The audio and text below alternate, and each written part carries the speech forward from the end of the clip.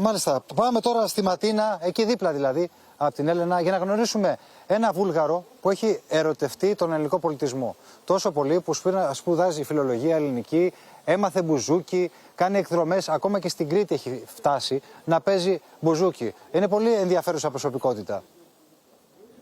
Όπως το είπες, είναι ο Νάιντεν, ένας νέος άνθρωπος, ο οποίος αγαπάει ιδιαιτέρως κάθε τι ελληνικό. Το μπουζούκι είναι αναπόσπαστο κομμάτι της καθημερινότητάς του, της ζωής του, και η αγάπη του αυτή για την Ελλάδα και τον ελληνικό πολιτισμό τον οδήγησαν να σπουδάσει και νεοελληνική φιλολογία στο Πανεπιστήμιο εδώ στη Σόφια.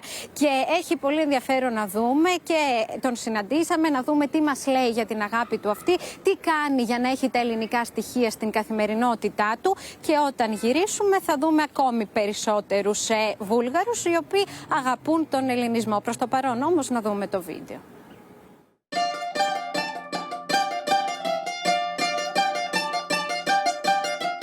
Με το μπουζούκι στο χέρι και την Ελλάδα στην καρδιά, ένας Βούλγαρος μόλις 20 ετών μας μιλά για την αγάπη που έχει για τον ελληνικό πολιτισμό.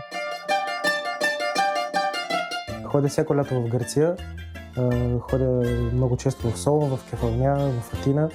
За първи път отидох в Крит преди 2-3 месеца и исках да отидем на гроба на Микис Теодоракис. И отидох и взех едно бузуки от Ретимно и отидох да му изсвиря на гроба 3-4 песни. И после като разбраха от Ретимно какво съм направил, ми подариха бузуки. Αγαπώ την Ελλάδα, αγαπώ τη μουσική. Αποφάσισα να σπουδάσω νεοελληνική φιλολογία.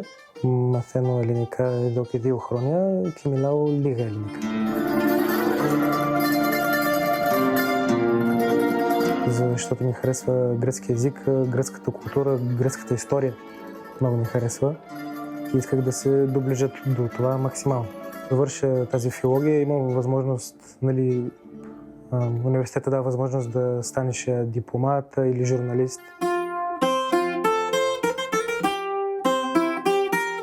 Ако са поля τραγούδια του Δημήτρη Μητροπάνου, του Νταλάρα, του Μίκη Θεοδωράκη, και ήθελα να παίζω μπουζούκι.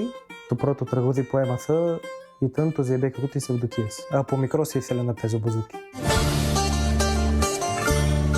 Το σπίτι του Νάιντεν είναι σαν μία μικρή Ελλάδα.